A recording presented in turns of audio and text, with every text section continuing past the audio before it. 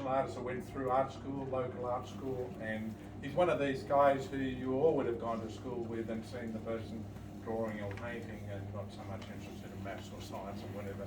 It was art, and that's right. Very professional, and he's a great diplomat for the arts in this area. He's full-time, but it's been challenging for him through the COVID times and trying to survive in that time, and he's introduced us to a range of figurative paintings along there. The big oil painting or acrylic painting of the wave is sort of very much a field and a direction that he's been working with for many years. As you wander around, you'll just see the reference that he has with the nature. He loves landscape and has worked all around this area through Glenrock National Park and up in the lower and upper Hunter as well. So it's great to have Rod showing, and he's delighted to co-exhibit with Kathy Vanny, and Kathy's here today, and thank you for sharing the exhibition with Rod. Thank you. Rod was so taken when he came to see Kathy's work when he delivered the last of the paintings. He sent me an email which I wanted to share with you all, which was really what his feeling was after seeing Kathy. So I'll read you what he said. Mark, I just wanted to say Catherine Banny's work is quite amazing. The humour and wit in the paintings I saw is sharp without being self-conscious. What's amazing and refreshing is that Catherine has a refined grasp of storytelling without a hint of overstatement. I respond to anyone who has a finger on the pulse of contemporary pop culture, and Catherine has nailed it with a light touch and without pretension. Very true. It's pretty amazing comment. To master the iron fist in a velvet glove is a valuable gift, and encourage any kind of good-natured playfulness. The technique she has employed and the format of each work is consistently fresh and engaging. What's terrifying is that she has achieved this finish with no formal training. I thoroughly enjoyed every piece at the gallery I saw before the hanging. Following her career will be a pleasure, and I look forward with great anticipation, and I consider it a personal privilege to show my work alongside this rising star. More than impressed, cheers, Rod Barthgate. So I thought that was a great sentiment. A lot of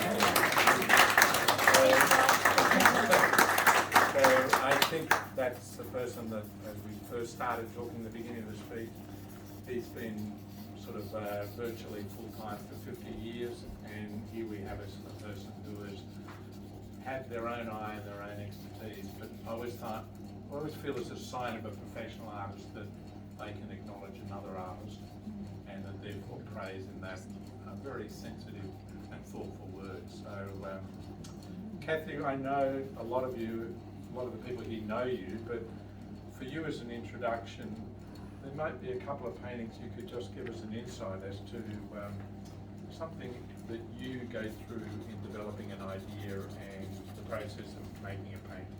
Is there a particular painting that has a story you'd like to share with us? Well, they're all paintings that could and should have a story. Those who take them home with them will have to make up in some ways their own tale to go with the story. Some of these works were inspired by the thought of, well, what would a cat do? Or here's a beautiful scene. What animal would look good there? The seagull here that you see, this is Galileo. So this is very much a play on the name Galileo, obviously. And so I was thinking, well, if a seagull was a genius, as was Galileo, what would he have in his room? So some of these things I actually looked up some instruments that were actually Galileo's original instruments. This is a chart of his heliocentric galaxy or universe, as opposed to what had been the tradition before. And some of these things are actually not Galileo's. I went down the rabbit hole of looking into a few bits and pieces, and Google Images has got some really ways. Some of these things are actually invented by a contemporary of Galileo's, but I won't tell you which ones. But I always thought, well, if Galileo didn't have one of those, he would have wanted one.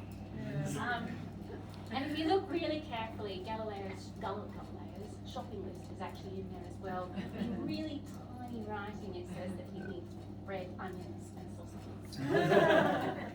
So it's all a bit of fun, really.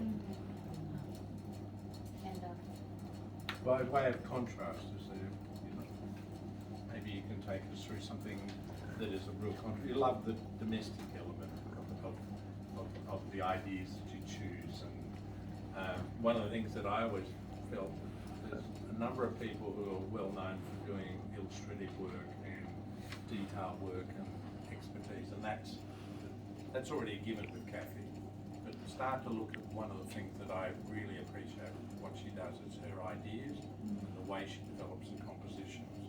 And as you look right round, I always think a sign of a professional artist is that we look for the variation of composition, which we certainly are seeing much of here. There's no overlap. Each painting has got its own idea, and I think that's a great thing that Kathy's been able to share with us. But look, doesn't she make some of the compositions quite complicated? Look at the car here, the technical expertise and whatever. Nothing stops you, does it, Kathy? You've got the idea, you've got to get it down there. I must admit that I am not an expert on the undercarriages of early 1900s runabouts, so I did need to reference some images on the internet to help me with this. But I thought, well, give it a go. Oh, that's great. And a cat is a natural poser, so it makes I think, a good subject for showing off the vehicle. Well, thank you for joining us for our end of year exhibition, and I wish you all the very best in the future. What an amazing start with the quality of what we're seeing. And for our Facebook watchers at home, please go to cookshillgalleries.com.au, go to the exhibition section and have a look at Kathy and Rod's work. When you go to the images, click on them and you go to page 2, there's an artwork comment and the image. You can put your cursor over it and identify in detail, smaller detailed areas of the exhibition. Thank you for showing. Thank you, Rod, wherever you are, and your support. And please come and see the exhibition. It's on till the 20th, but because they're leading into Christmas time after the 15th, people who have bought things will take them. Please stay, enjoy yourself, meet the artists, say hi, and just relax pre-Christmas. Thank you for being here. Thank you. Thank you.